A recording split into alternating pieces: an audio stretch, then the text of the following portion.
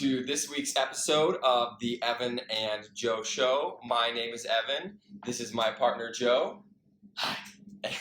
And this week we have a guest on our show, Josh Hamilton. I'm Josh Hamilton. Anyway, last week we had quite a precipitous drop in our ratings, and so... That's why they brought me in. We're firing our entire writing staff. Thanks, straight! Get out of here, Kenny! Maria, the door, please. Easy. She's an old woman. There's been a couple accusations of misogyny in the Collegian lately, as we've had a couple editorials regarding the $10 bill and should women be on it. So we pulled up all those. We invited political pundits CONOR, TRARIAN, and Ray Locks to come in and talk for us. As well as all-star host, Josh Hamilton. 10 seconds. Welcome to the Josh crap. Okay, hold on. Welcome to the Josh Hamilton 5 seconds. We'll do it live! Welcome to the Josh Hamilton Experience. I'm your host, Josh Hamilton. Today we're going to be talking about whether or not men are better at being on money. I picked up this issue of the Collegian to clean my car windows this afternoon. Mr. Hamilton, you can't do that. That wasn't your contract. Thank you, Mr. Hamilton. All right. Well, anyway, the Collegian, Collegian is a newspaper in Hillsdale.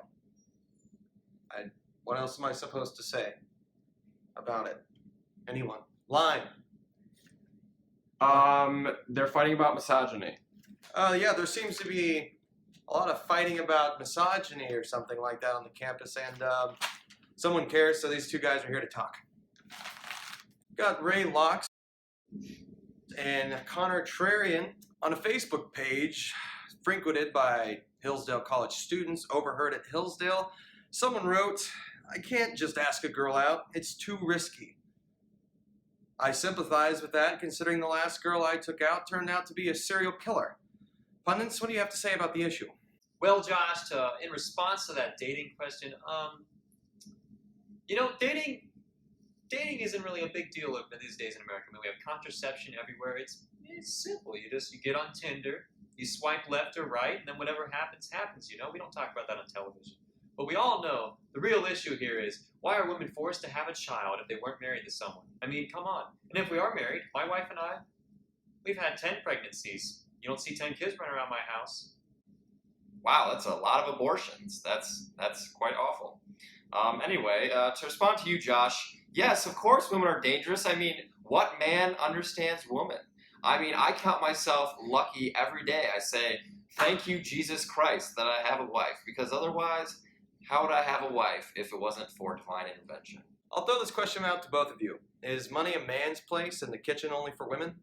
Well, actually, Josh, I was actually a stay-at-home father, and I did a lot of cooking in the kitchen. In fact, my wife never stepped in the kitchen. She was too busy out making money.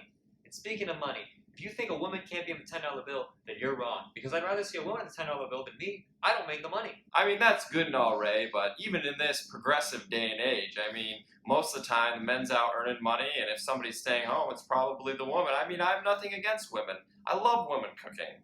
And my wife wouldn't want me in the kitchen because I'm a terrible cook. That's just how it works. And on money, I mean, have we ever had a woman president? I don't think so, and I don't want Hillary as my president, so we don't need women on money. I mean, come on.